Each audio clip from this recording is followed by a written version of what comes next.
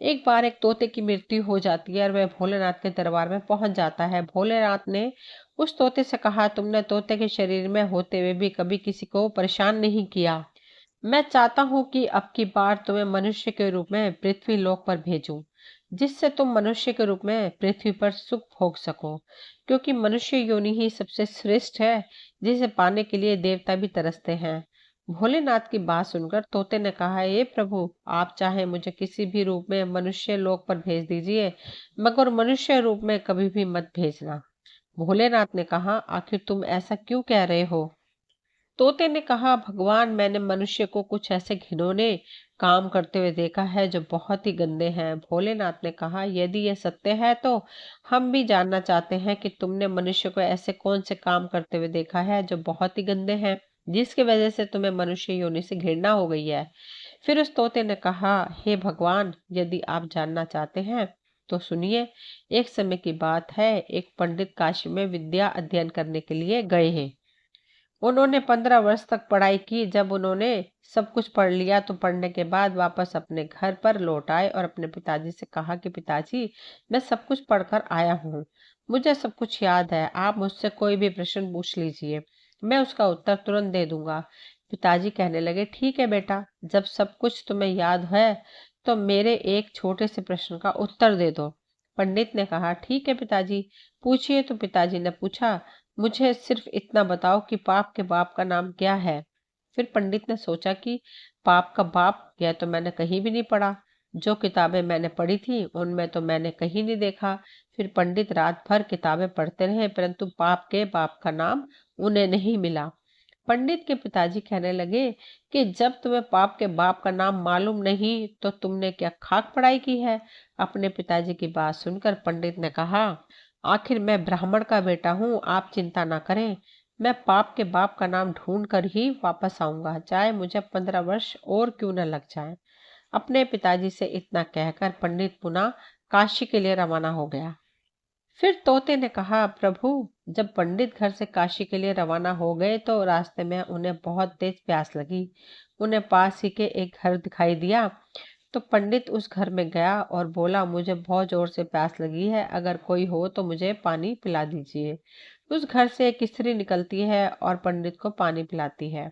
पंडित पानी पीते हैं और पानी पीने के बाद उस औरत से पूछते हैं, यह घर किसका है?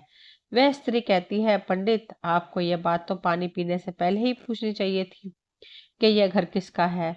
आपने पानी तो पी लिया है और अब आप पूछ रहे हैं कि यह घर किसका है। तो सुन लो पंडित, यह घर एक वेश्या का है और मैं एक वेश्या ही हूँ। पंडित ने जैसे ही वेश्या का नाम सुना तो उसने एकदम से अपने कान पकड़ लिए और कहने लगे, शांतम पापम, शांतम पापम, मेरे द्वारा पाप हो गया, मैंने एक वेश्या के घर का पानी पी लिया है। अरे, पाप का बाप तो मिला नहीं, पाप और हो गया। वेश्या कहने लगी, पंडित जी, आप आगे कहाँ जा रहे हैं? फिर पंडित ने वेश्या को सारी बात बताई और कहा कि मैं पाप के बाप का नाम ढूंढने जा रहा हूँ, जो मुझे काशी में मिलेगा, इसलिए मैं दोबारा काशी में पढ़ने जा रहा हूँ। पंडित की बात सुनकर वैश्या ने सोचा कि 15 वर्ष तो काशी में पढ़कर आए हैं, तो भी इन्हें मालूम नहीं कि पाप के बाप का नाम क्या है और पुनः काशी पढ़ने जा रहे हैं। जब ये मेरे पास आए हैं तो क्यों ना मैं ही बता दूं कि पाप के बाप का नाम क्या है। ऐसा सोचकर वैश्या पंडित से कहने लगी, पंडित जी, तुम्हें पाप के बाप का नाम मालूम करना है तो तुम्हें काशी जाने की कोई जरूरत नहीं है। पाप के बाप का नाम तो मैं भी बता सकती हूँ। तब पंडित जी कहने लगे, यदि तुम मुझे ये नाम बता दो तो फिर मुझे इतनी दूर क्यों जाना पड़ेगा। वैश्या कहने लगी, ठीक है पंडित जी, मैं आपको पाप के बाप का नाम बता दूंगी, मगर आप बहुत थके हुए लग रहे हैं, आप इतनी दूर चलकर आए हैं, इसलिए आप थोड़ी देर विश्राम कर लें। मैं आपको पाप के बाप का नाम बता दूंगी, मगर आप बहुत थके हुए लग रहे हो, आप इतनी दूर चलकर आए हैं, इसलिए आप थोड़ी देर विश्राम कर लीजिए, तब तक मैं आपके लिए भोजन बना देती हूँ। फिर भोजन करने के बाद मैं आपको बता दूंगी कि पाप के बाप का नाम क्या है। फिर तोता भगवान शिव से कहता है, हे प्रभु, जब वैश्य ने कहा कि पंडित जी, पहले आप भोजन कर लीजिए, उसके बाद मैं आपको पाप के बाप का नाम बताऊंगी, तो पंडित जी कहने लगे, मैं तेरे घर पर भोजन कैसे कर सकता हूँ? मैं भोजन कदापि नहीं करूंगा, मैंने पानी पी लिया, उसका भी प्रायश्चित कर रहा हूँ। पंडित की बात सुनकर वेश्या कहने लगी, कोई बात नहीं, मैं आपको दाल आटा घी शक्कर दे देती हूँ, आप स्वयं बनाकर भोजन कर लीजिए।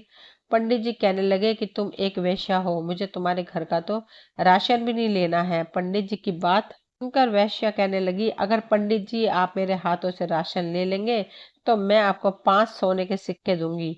फिर पंडित जी सोचने लगे कि पाप के बाप का नाम तो पता नहीं कहाँ मिलेगा, ये सिक्के भी हाथ से चले जाएंगे। यदि यह मुझे सीधा दे रही है तो कोई बात नहीं, यहाँ पर कौन देख रहा है, मैं इससे राशन ले लेता हूँ और अपने हाथों से भोजन बनाकर खा लूंगा। आगे तोता भोलेनाथ से कहता है, हे प्रभु, पंडित को इतनी देर तो राशन लेने में तकलीफ हो रही थी, मगर 5 सोने के सिक्के के लोभ में अगर पंडित की सारी तकलीफ खत्म हो गई और उन्होंने वैश्य के हाथ से राशन ले लिया। पंडित आटा घी शक्कर लेने के बाद अपने हाथों से भी भोजन बनाने लगा। फिर तोता कहता है, हे प्रभु, जिस समय पंडित जी भोजन बना रहे थे तो वैश्या पुनः आती है और पंडित से कहती है, पंडित जी अपने मेरे घर का पानी पिया है, मेरे हाथों से राशन भी लिया है, तो क्या मैं आपके लिए भोजन बना सकती हूँ? पंडित जी कहने लगे, तू एक वेश्या है, ज्यादा मत बोल, तेरे घर का राशन ले लिया यही बहुत है, तेरे हाथ का बना भोजन मैं कभी नहीं कर सकता। फिर वैश्या कहने लगी, पंडित जी चिंता मत करो, यदि तुम मेरे हाथ का भोजन खा लोगे तो मैं तुम्हें उसके बदले में 5 सोने के सिक्के और दूंगी। पंडित जी सोचने लगे कि यदि मुझे खाना खाने के बदले में 5 सोने के सिक्के और मिल जाएंगे तो मेरे पास 10 सोने के सिक्के हो जाएंगे। पंडित ने कहा, कोई बात नहीं, मैं खाना खा लेता हूँ, यहाँ पर मुझे कौन देख रहा है। फिर पंडित वैश्या से कहने लगा कि मैं तुम्हारे हाथ का खाना खा लूंगा, लेकिन तुम नहाने के बाद ही भोजन बनाना। वेश्या कहने लगी, ठीक है पंडित जी, मैं नहाने के बाद ही भोजन बनाऊंगी। फिर 5 सोने के सिक्के देने के बाद वेश्या ने पंडित के लिए भोजन बनाया। फिर पंडित ने कहा, बस अब चली जाओ, मैं अपने आप भोजन कर लूंगा। तभी वेश्या कहने लगी, पंडित जी मैंने आपके लिए भोजन बनाया तो अब भोजन भी मेरे हाथ से खा लो। पंडित जी कहने लगे, अंगुली पकड़ के हाथ मत पकड़, मैं तेरे हाथों से कभी भोजन नहीं कर सकता, तू एक वेश्या है। तब वेश्या कहने लगी, पंडित जी यदि आप भोजन मेरे हाथों से खा लेंगे तो मैं आपको 10 सोने के सिक्के और दूंगी। पंडित जी सोचने लगे, अगर यह मुझे 10 सोने के सिक्के और दे देगी तो मैं मेरे पास 20 सोने के सिक्के हो जाएंगे। फिर पंडित जी वेश्या से कहने लगे, ठीक है, यदि तुम अपने हाथों से मुझे भोजन खिलाना चाहती हो तो खिला सकती हो। पंडित जी की बात सुनकर वेश्या ने पंडित जी को भोजन की थाली परोसी। सामने पंडित जी, इधर वेश्या और बीच में थाली। वेश्या ने निवाला लिया और अपना हाथ पंडित जी के मुंह की ओर बढ़ाया। वहीं पंडित ने भी वेश्या के हाथ से निवाला लेने के लिए अपना मुंह खोला। जैसे ही पंडित जी निवाला लेने वाले थे तभी वैश्य ने पंडित के गाल पर एक जोरदार थप्पड़ मारा। फिर पंडित जी आग बबूला हो गए और कहने लगे, तेरी इतनी हिम्मत, तू एक वैश्या होकर पंडित को थप्पड़ मारती है। तब भी वैश्या कहने लगी, पंडित जी मैंने कोई अपराध नहीं किया है, अपराध तो आपने किया है। वैश्या ने कहा, आप मेरे घर का पानी पीते हैं। पंडित जी ने कहा, नहीं। वैश्या ने कहा, आप मेरे घर का राशन लेते हैं, आप मेरे हाथ से बनाया भोजन करते हैं और आप मेरे हाथों से भोजन भी करते हैं। जब आप एक वैश्या के यहाँ पर कोई काम नहीं कर सकते तो फिर आप यह सब करने के लिए तैयार क्यों हुए? पंडित जी कहने लगे, तेरे प्रेम के कारण। तो वैश्य कहने लगी, प्रेम के कारण नहीं, यूं कहिए लोभ के कारण। आपको 20 सोने के सिक्के दिखाई दे रहे थे, इसलिए आप मेरे घर का खाना खाने को तैयार हुए, मेरे हाथों से खाने को भी तैयार हुए। वेश्या की बात सुनकर पंडित जी की आंखें खुल गई और वेश्या के चरणों में गिरकर पंडित जी कहने लगे, आप कोई वेश्या नहीं है, आप मेरी गुरु हैं, क्योंकि 15 वर्ष तक काशी में पढ़ने के बाद भी मैं आज तक नहीं जान सका कि पाप के बाप कौन होता है, और आपने मुझे 30 मिनट में बता दिया कि पाप का बाप कौन है। अब मैं समझ गया कि पाप का बाप लोभ होता है और मनुष्य को कभी भी लोभ नहीं करना चाहिए। वैश्या कहने लगी, पंडित जी लोभ के कारण इंसान कितना नीचे गिर सकता है, ये सब आपने ठीक से समझ लिया। तोता कहता है, हे प्रभु, इसलिए मुझे मनुष्य जाति से घृणा है, क्योंकि मनुष्य लोभ में आकर कितना भी बड़ा नीच कर्म कर सकता है। हे प्रभु, अब मैं आपको बताता हूँ कि मनुष्य भरोसे के काबिल भी नहीं है, वह अपने स्वार्थ के लिए अपनों का ही खून कर देता है। फिर भोलेनाथ ने कहा, वह कैसे? तो तोता कहता है, हे प्रभु, मैं बताता हूँ। एक बार की बात है, एक शहर में एक बहुत ही धनवान व्यापारी रहता था। उसके पास एक वफादार पालतू कुत्ता था। अचानक वह धनी व्यापारी बहुत ही गरीब हो गया और उसने अपने कुत्ते को छोड़ना पड़ा उसने अपने एक साथी व्यापारी के पास अपने कुत्ते को गिरवी रखकर 10,000 रुपए का कर्ज लिया और उसने एक नया काम शुरू किया। उसने अपने साथी व्यापारी से कहा कि जब तक मैं आपके 10,000 रुपए नहीं चुका देता तब तक मेरा वफादार कुत्ता आपके पास गिरवी रहेगा। जिस दिन मैं 10,000 रुपये चुका दूंगा मैं अपने कुत्ते को वापस ले जाऊंगा। ऐसा कहकर वह व्यापारी वहां से चला जाता है। वहीं कुछ समय के बाद उसके साथी व्यापारी की दुकान में चोरी हो गई और चोर उसका सारा सामान चुरा कर ले गए। वहीं उस वफादार कुत्ते को पता चला कि दुकान में चोरी हो गई तो वह कुत्ता चोरों के पीछे पीछे गया और उसने वह जगह देख ली जहां वह पर चोरों ने चोरी का सामान छिपाया था। फिर जगह देखने के बाद वह कुत्ता दुकान पर वापस आ गया। फिर सुबह जब व्यापारी सोकर उठा और अपनी दुकान खाली देखी तो वह एकदम से रो पड़ा। वहीं साथ में उसके घर वाले भी रोने लगे। व्यापारी तो बिल्कुल पागल सा हो गया क्योंकि उसकी दुकान का सारा सामान चोरी हो चुका था। लेकिन उधर वह कुत्ता बार बार मालिक का पजामा खींचता हुआ घर के दरवाजे की तरफ भागता रहा, जैसे वह कुत्ता मालिक को घर के बाहर ले जाना चाहता हो। आखिर उसके मालिक के एक दोस्त ने उसको सलाह दी कि लगता है यह कुत्ता चुराई हुई चीज के बारे में कुछ जानता है, इसलिए आपको बार बार पकड़कर खींच रहा है। हमें कुत्ते के साथ इसके पीछे पीछे चलना चाहिए। ऐसा सोचकर व्यापारी उस कुत्ते के पीछे पीछे चला गया। वह कुत्ता व्यापारी को उसी स्थान पर ले गया जहां पर उन चोरों ने उसका सामान छिपा रखा था। उस जगह पर जाने के बाद कुत्ते ने जमीन खोदनी शुरू की और भौंकना शुरू किया। यह बताने की कोशिश की कि यह सामान यहाँ नीचे छिपा हुआ है। व्यापारी और उसके दोस्तों ने वहां पर जमीन खोदी और अपना सारा सामान पा लिया। उसमें कोई भी चीज खोई हुई नहीं थी, सब सामान वैसे का वैसे ही मिल गया। व्यापारी अपना सब कुछ सामान पाकर बहुत खुश हुआ। घर आकर उसने कुत्ते के कान में कुछ लिखकर एक कागज लपेटा और उसके पुराने मालिक के पास भेज दिया। उसने उस कागज में लिखा था कि उसका कुत्ता बहुत वफादार है और कुत्ते की वफादारी की वजह से जो 10,000 रुपये का कर्ज तुमने लिया था मैं उसको माफ करता हूँ, क्योंकि तुम्हारे कुत्ते की वफादारी की वजह से ही मेरी दुकान का चोरी हुआ सामान मुझे वापस मिल गया। इसलिए मैं आज तुम्हारे वफादार कुत्ते को अपने यहाँ से आजाद करता हूँ और इनाम के तौर पर 10,000 रुपये कुत्ते के साथ भेजता हूँ। वह कुत्ता भी बहुत खुश हुआ। आज मैं अपने मालिक के पास जाऊंगा। जब मेरे मालिक मेरी वफादारी की चर्चा सुनेंगे तो एकदम से खुशी से नाच उठेंगे। वही व्यापारी ने जब अपने कुत्ते को वापस आते हुए देखा तो उसने सोचा, लगता है मेरा दोस्त अपना पैसा वापस मांग रहा है, इसलिए उसने मेरे कुत्ते को मेरे पास भेजा है। मेरे पास अभी भी पैसे नहीं हैं। अभी तो मैं अपने नुकसान की भरपाई भी नहीं कर पाया हूँ, इसलिए मैं ऐसा करता हूँ कि मेरे घर का पता केवल इस कुत्ते को ही पता है। यदि मैं इस कुत्ते को ही मार दूंगा तो फिर वह व्यापारी मेरे घर तक अपना कर्ज लेने के लिए कभी भी नहीं पहुंच पाएगा। ऐसा सोचकर वह व्यापारी अपने वफादार कुत्ते की तरफ तलवार लेकर दौड़ता है और कुत्ते की गर्दन काट देता है, जिससे कुत्ता वहीं पर मर जाता है। कुत्ते के मर जाने के बाद कुत्ते के कान से एक कागज नीचे गिरता है। उस व्यापारी को उस कागज को पढ़कर उस व्यापारी को बहुत बड़ा दुख होता है। फिर तोता कहता है, प्रभु मैं इसलिए मनुष्य जाति से घृणा करता हूँ क्योंकि मनुष्य अपने स्वार्थ के लिए किसी भी हद तक गिर सकता है। वह अपने स्वार्थ में आकर अपनों का ही खून कर देता है। तोता फिर आगे कहता है, प्रभु मैंने जो भी घटनाएं और देखी है मैं उनको संक्षेप में आपको बताता हूँ। ये प्रभु, मनुष्य विश्वासघाती होता है, लालची होता है, स्वार्थी होता है, चरित्रहीन होता है, जो अपनी स्त्री होते हुए भी पराई स्त्री के चक्कर में फंसा रहता है, अतिथि का अनादर करने वाला होता है, स्त्रियों का अपमान करने वाला होता है, निर्दोष को दोष लगाने वाला होता है। अतः मैं कह सकता हूँ कि मनुष्य वह सारे नीच कर्म करता है जो नरक के द्वार खोलते हैं। फिर भोलेनाथ कहते हैं, हे तोते तुम ठीक कहते हो, परंतु सभी मनुष्य एक जैसे नहीं होते हैं। अब मैं तुम्हें एक छोटी सी कहानी सुनाता हूँ। एक समय की बात है, एक बहुत ही बलवान और दानी राजा था जो अपने राज्य के गरीब लोगों को सोना दान करता था।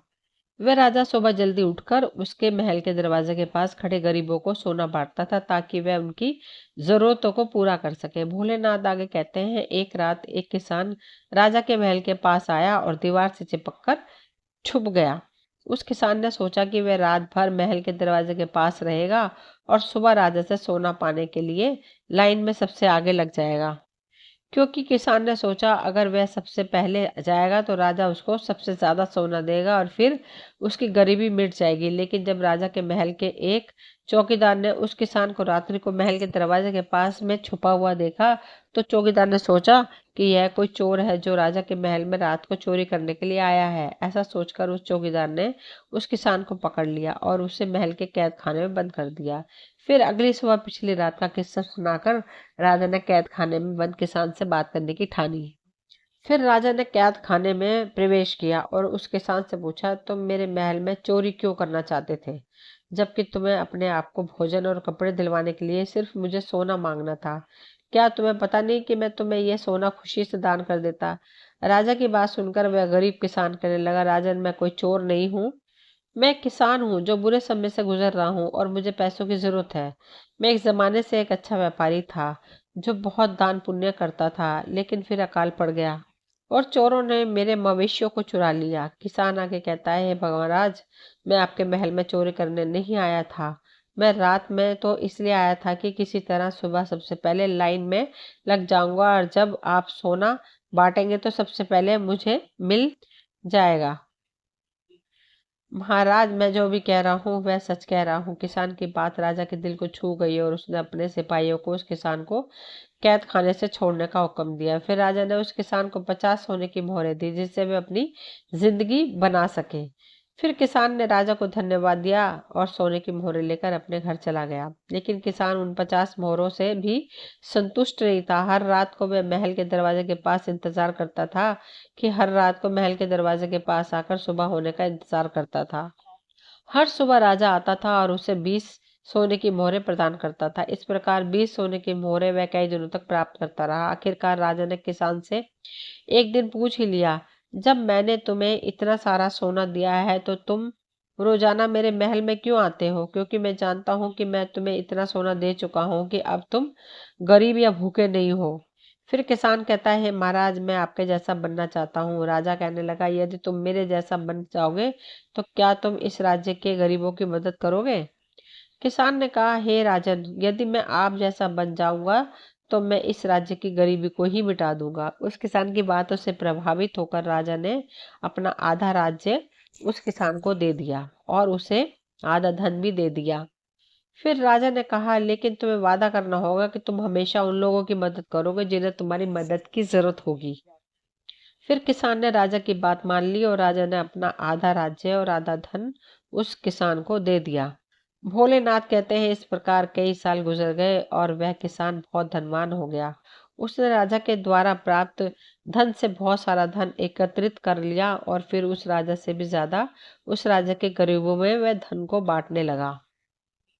फिर राजा किसान के बारे में यह सुनकर बहुत खुश हुआ कि वह गरीबों की मदद करता है। उसे पता था कि दूसरों को दान देने में ही दुनिया का सबसे बड़ा सुख है और किसान ने भी यही सबक अच्छी तरह से सीख लिया था।